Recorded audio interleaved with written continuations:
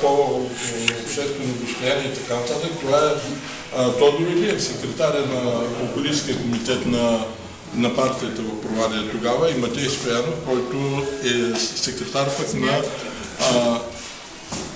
на Комсомол, на Ремса тогава. Защо той ви впечатлил? Защото това са млади хора. Млади хора. Половината са под 30 години. В него време да се отдадеш на една идея, когато знаеш, че тя е обречена, когато са разстрелвали дори за един намерен куршум в някой патрон или за нелегален приет, това е наистина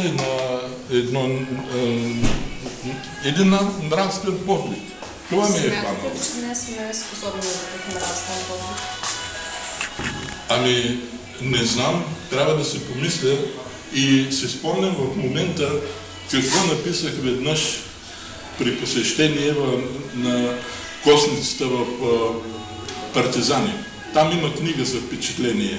И понеже в личен план много са ме обвинявали даже и от нашата гилдия, писателска гилдия, заради тази книга, че съм номенклатурен писател и така нататък.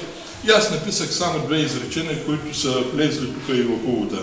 Ако в днешно време, така наречената демокрация, се намерят не 18, а двама души, които са готови да се жертват за идеята, на стари години за тях аз ще напиша не повест, а роман.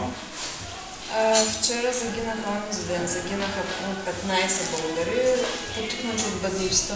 Тези 18 са загинали за идеята. Но не се ли така обезцени техния подвиг?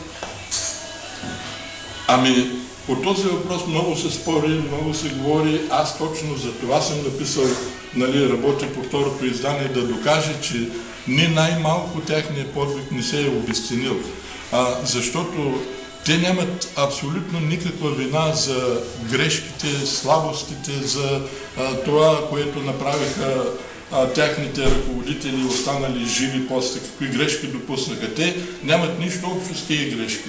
Те дори да бяха допуснали някакви грешки в житейски план, в организационен план, те нямаха време да ги поправят.